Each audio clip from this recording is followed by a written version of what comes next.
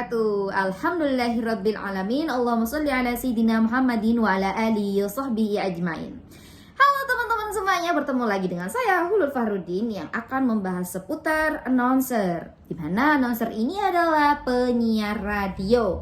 Nah, untuk saat ini Lulu akan menyampaikan 10 kesalahan yang sering terjadi saat menyiar radio, presenter ataupun reporter. Nah, di sini seorang public figure juga penting ya mengetahui hal ini, dimana untuk menghindari hal-hal yang tidak kita inginkan. Nah, untuk 10 ini yang saya ambil dari blog davidpranata.com teman-teman. Nah, di sini juga saya menyimpulkan di sini tidak hanya dibutuhkan oleh seorang announcer saja. Kenapa? Karena seorang public figure itu kan didengarkan dan juga dilihat. Mungkin bedanya dengan seorang announcer di sini hanya didengarkan saja. Tapi saat ini announcer itu nggak cuma di radio aja teman-teman.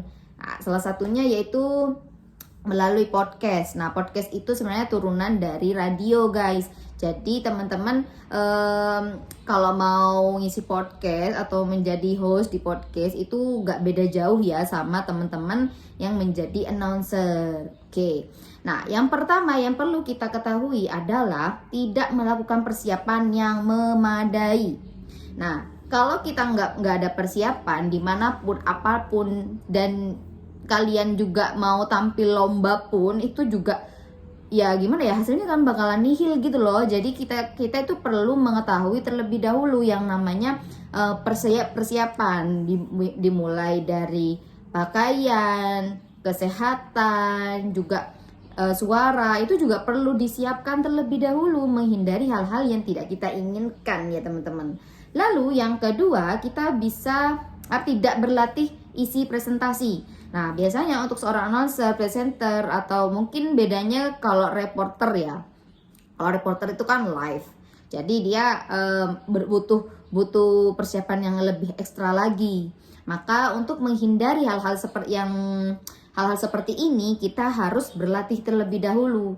Untuk seorang announcer, biasanya mereka tuh akan ada yang namanya script writer. Nanti bakal ada penulisnya yang akan mengisi, yang akan memberikan persiapan untuk kalian hal-hal apa saja yang mau kalian sampaikan ketika kalian melakukan siaran tersebut. Nah, jadi seorang presenter, seorang reporter, seorang penyiar radio, seorang announcer, di situ mereka pasti ada persiapan terlebih dahulu. Kan nggak mungkin juga kita nggak ada persiapan langsung maju gitu aja kan. Jadi minimal kita bisa membacanya selama 5 menit. Itu udah 5 menit itu udah cukup banget sih. Apalagi kita mungkin sudah tahu materinya, jadi nggak terlalu banyak mengambil waktu kita juga. Pengecualian juga buat teman-teman yang mungkin dadakan ya, jadi ya minimal udah baca aja 1 atau 2 kali gitu lah ya di kertas itu.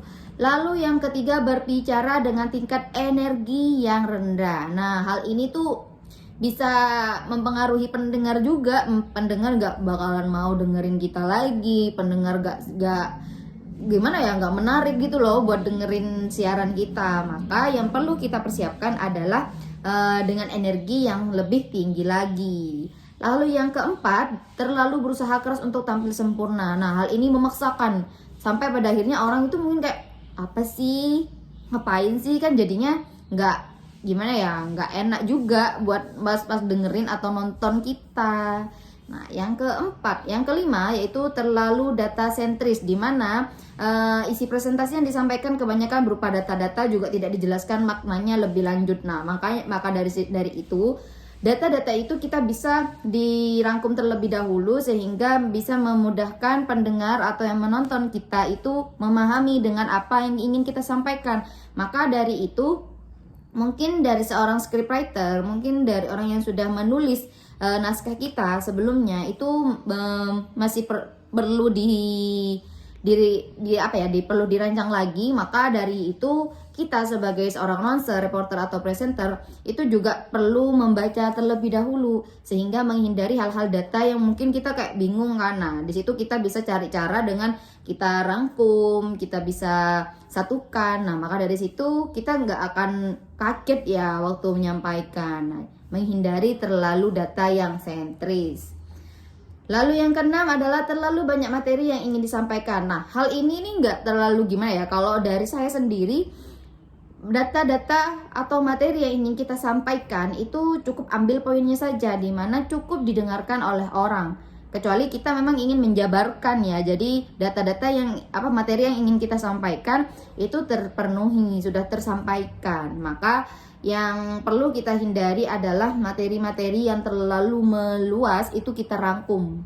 Kita perkecil lagi sehingga poin-poinnya akan diterima oleh pendengar, karena nggak butuh yang terlalu banyak gitu kan ya. Cukup dengan apa yang kita inginkan, apa yang kita harapkan itu tersampaikan, itu udah cukup banget. Jadi nggak perlu yang semua materi itu disampaikan, kita ambil poin-poinnya saja. Lalu yang ketujuh, tidak ada kontak mata. Nah, di sini diperlukan untuk seorang presenter, teman-teman. Seorang presenter, seorang reporter itu perlu yang namanya kontak mata. Nah, untuk seorang announcer itu bisa dengan cara suaranya.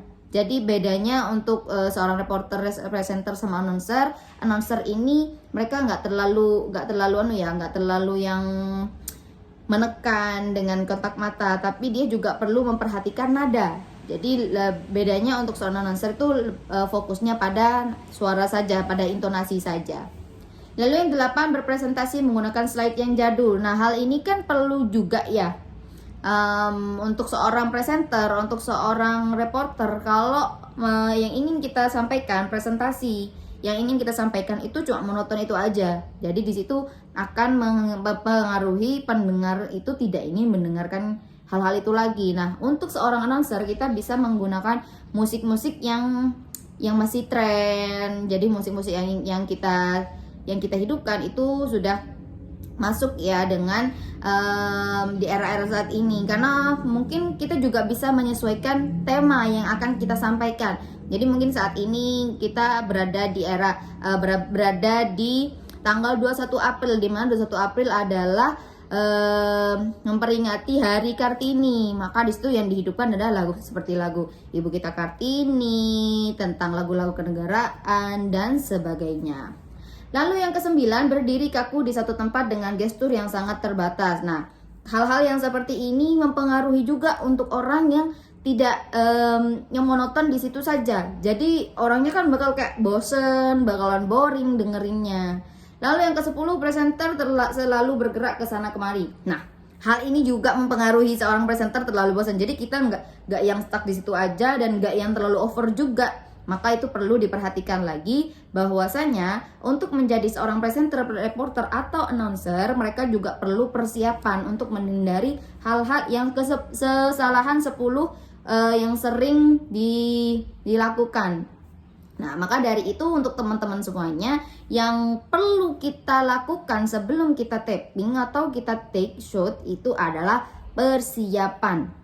Mulai dari atas sampai bawah, mulai dari lahir dan juga batinnya. Dan cukup sekian dari saya. Semoga bermanfaat untuk teman-teman. Wassalamualaikum warahmatullahi wabarakatuh.